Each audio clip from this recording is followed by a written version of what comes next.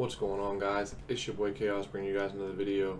Today I'm going to bring you guys the next installment of the Trey flex. And today it's a rather simple play, fade smash, and it's not a play you're going to call often, but it's a coverage beater. And every decent offense I feel like needs a coverage beater, just so when you're playing somebody that's like not very good, and you can just kind of get them out of the game early, or if you're playing somebody who's good but like kind of playing simple and you kind of want to take advantage of what they're doing. So this can beat cover 3 sky deep, as well as if they're deep quartering the outside guy, it makes it even better, which is what most people do. So if someone's in a cover 3 shell like this, they'll deep quarter a lot of the time, and I'll show you that why after, but we'll leave it as a deep third for now, but I'll show you why they're going to have to deep quarter. And when they do that, it's going to make it an easier bomb, but you can do it anyways without the deep quarter. So all you're going to do is, and I just want to stress, you're not going to call this play a ton. It's something to call once or twice a game, just to catch your opponent lacking. Just try to catch them making a mistake, and you can get a free touchdown from it. So you want your fastest guy circle, but it will work with anybody, honestly. You can throw it with lock-ins or whoever you want. But so you just fade circle, and I streak Kelsey. And that's just to distract the middle deep blue just a little bit. Honestly, if you're playing somebody who's really bad and who's not going to really pay attention to details, it'll make it even better if you motion Kelsey in, because that'll distract the middle deep blue more. But you don't have to do that. It's unnecessary. But if you're playing somebody who's really bad, I might do that just to make sure I definitely get it off. But here's the play. It's really, really easy. That little outside wheel is going to distract. I didn't get the pass off because the D-line pushed me back in my face, but that outside little wheel-ish, whatever you want to call it, from the fade smash concept, is gonna distract that deep blue on the outside, and you're gonna be able to throw it over the top. There you go. Real easy, real simple, touchdown. So, and that's without press. So I'll show you guys on the replay real quick. You can see the guys aren't pressed on the outside, so they're backed up. But you can see he squats for like 3-4 seconds or whatever. And it's just enough time for whoever you have here to get by him. And you just throw it outside. Real easy, real simple. Okay, so you have that. That's just showing you early. It beats cover 3 stock. Whatever. If they keep their deep blue shells, you will have a touchdown. That's just showing you that. So now let's move to the next spot where it's actually like a decent play in general. So if they're playing cover 3, they're most likely going to be in hard flats. 9 times out of 10, they're going to be in hard flats. I almost always play hard flats unless it's like a long distance down from cover 3. It's just the way people play. So if they play hard flats, you'll see just pass lead this outside. Actually, I think I screwed that up. I think I deep quartered them right there. That's my mistake.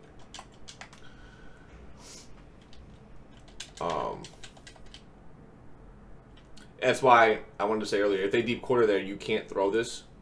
So that's why that fade gets so much more wide open. So I'll show you guys that in a second. Yeah, I don't know what's going on with Watkins here.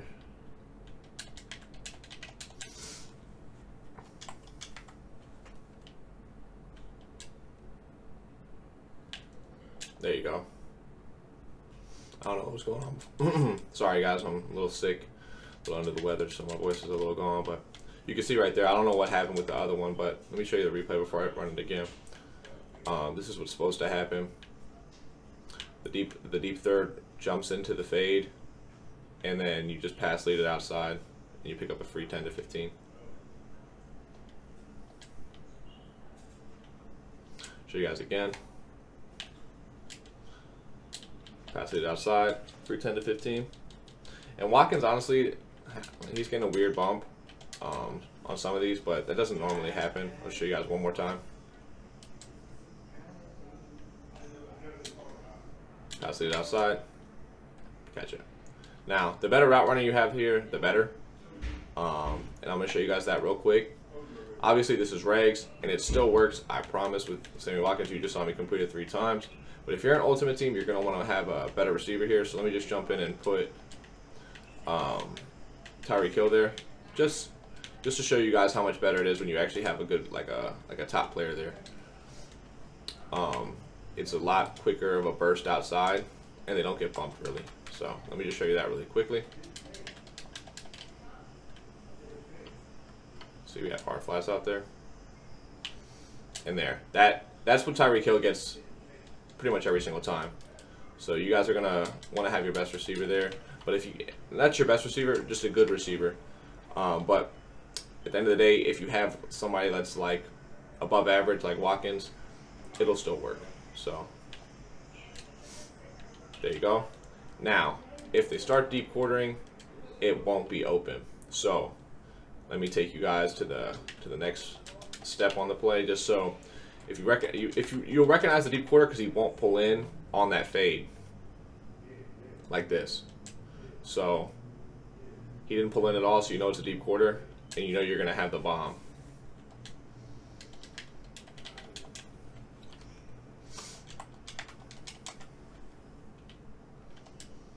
There you go. Doesn't pull in. You know the fade. It's gonna be open. Block sheds are unbelievable in this mode, bro. I have perfect pocket press. I'm stepping up, and they just block shed every time. I'm gonna just spy one of the guys just because.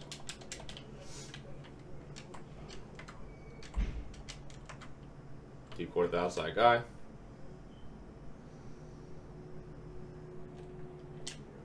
And bomb over the top. As you guys can see, I put someone with 6 speed there, Sammy Watkins. He still beats the middle deep blue. In case you guys were worried, oh, it's just because it's Tyreek Hill, 99 speed. So there's that. Now, you get to the rest of the reads on the play. So if they play cloud flats, you're just going to take your free 5 yards with this hitch from Thomas. So you see cloud flat, bam, you throw that hitch. You can see it right away. I lowball it using the left trigger or L2. It makes it get a better catch animation most of the time. I didn't get one there, but most of the time I'll make them turn up field. You see a cloud flat, bam, you just throw it, and you see it right there. That was perfect. So I'll jump into the replay for it.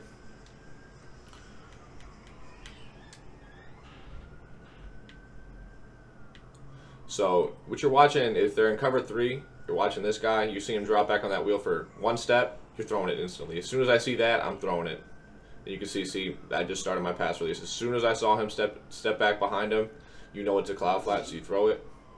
And you low ball and you get a decent animation like that, and that's a free 8 to 9 yards. Show it one more time.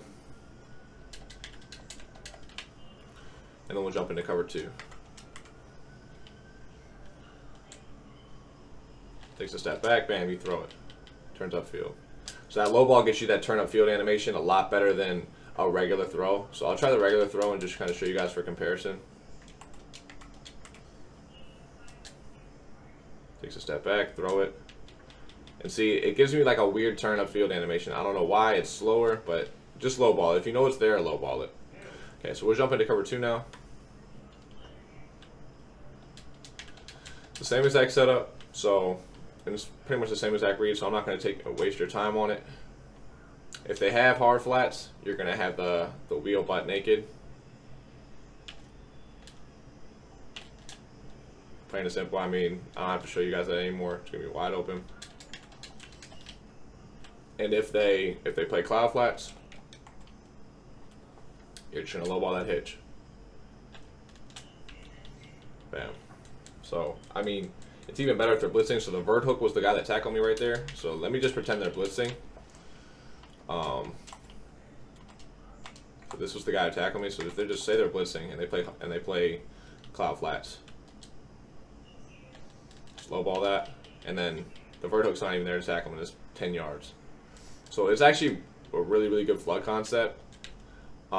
If you know they're in cover 2, I'd probably leave Watkins on the route he's on right there. But it's not always easy to tell which shell they're going to be in, so I still fade them like I do on the cover 3. And it still gets open against cover 2, and I'll show you guys that now. So if they don't middle deep blue, you just can pass lead inside this fade right there. And I got a bad rack animation. I'll show you guys one more time. Probably threw it a little early too. But that's why you want to leave that post if you know it's cover 2, and I'll show you that on the next play. Yeah, I'm not getting the best animation from them. earlier when I had Tyreek there, it was really easy to click on and catch, but that's probably because of his speed, to be honest. So I'll try it one more time here. Yeah, there we go. I was just throwing it early. That's my mistake. So I'll show you guys one more time that it wasn't fluky. You have to let him move, and I'll show you guys on the replay after this one play. So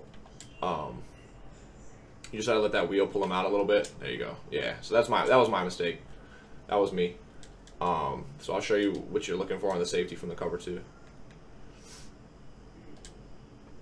So essentially, what you're looking for is when this guy takes a step outside towards the wheel, right there. See how he turns around?